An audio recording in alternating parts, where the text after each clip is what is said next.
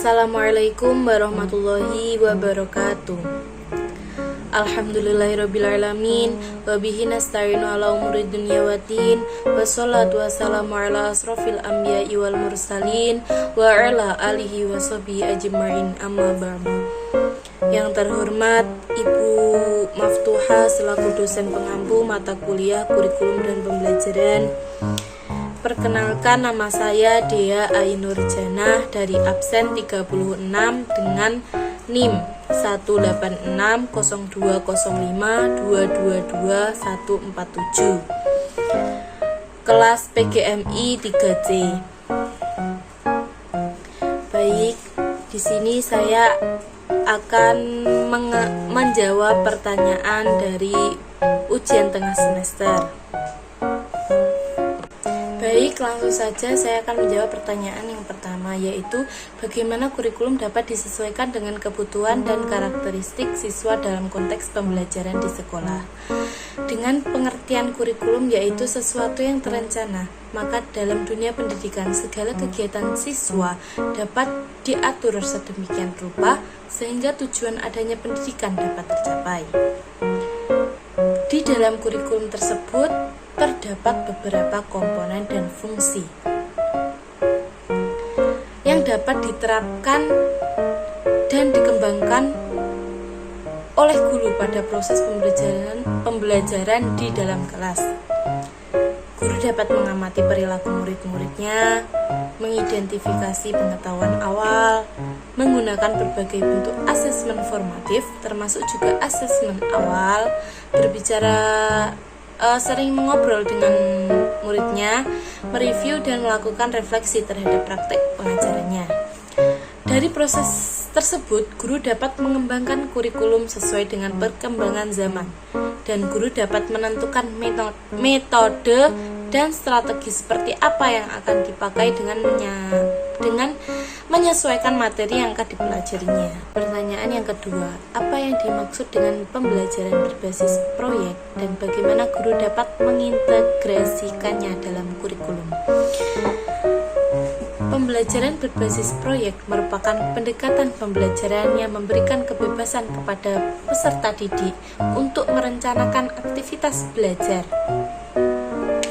Pada pembelajaran berbasis proyek ini, peserta didik belajar melalui proyek-proyek dan menghasilkan produk atau solusi yang dapat digunakan dalam dunia nyata.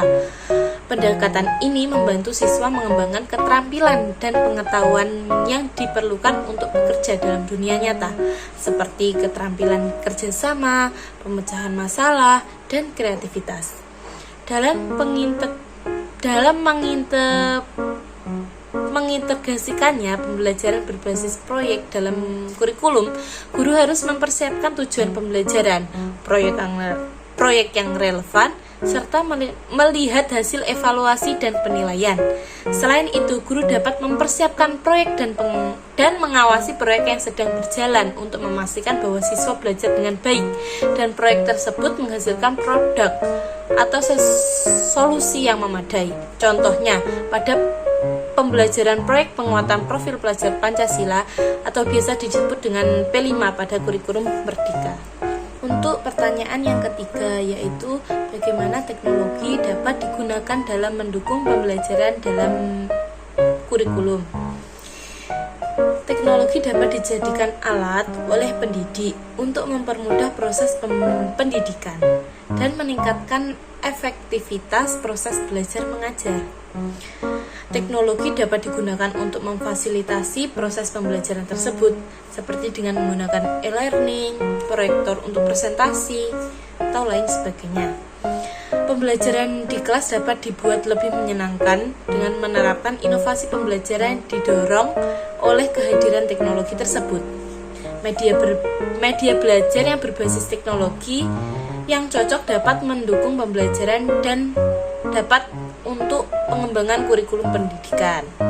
Lanjut ke pertanyaan yang keempat, mengapa evaluasi kurikulum sangat penting dilakukan dan berikan contoh konkret evaluasi kurikulum. Dalam pengembangan kurikulum, evaluasi menjadi salah satu komponen terpenting Dengan adanya evaluasi, kita dapat mengetahui proses keefektifan kurikulum dan bagaimana hasil pelaksanaannya. Tanpa evaluasi, maka kita tidak akan bisa mengetahui bagaimana kondisi kurikulum tersebut dalam rancangan, pelaksanaan, serta hasilnya. Contoh konkret evaluasi kurikulum yaitu melaksanakan pelatihan peningkatan pemahaman KTSP, pembuatan silabus dan RPP. Seperti dengan bergantinya kurikulum K13 menjadi kurikulum Merdeka, diharapkannya pada kurikulum Merdeka dapat menyempurnakan dan meningkatkan kualitas pendidikan ke depannya. Lanjut ke pertanyaan yang kelima, yaitu jelaskan dan berikan contoh konkret guru dalam melakukan penilaian dalam pembelajaran yang efektif. Guru dapat melakukan penilaian melalui 3 pendekatan, yaitu assessment of learning, penilaian akhir pembelajaran, assessment for learning, penilaian untuk pembelajaran, dan assessment as learning, penilaian sebagai pembelajaran. Contohnya pada penilaian keterampilan, terdapat penilaian proyek. Contohnya melakukan investigasi terhadap jenis keanekaragaman hayati Indonesia, seperti membuat makanan dan minuman dari buah segar, seperti itu. Dan ada penilaian portofolio, antara lain membuat karangan puisi, gambar atau lukisan, surat penghargaan, dan lain sebagainya.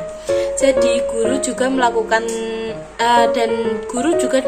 tes tulis dan lisan. Dari penilaian yang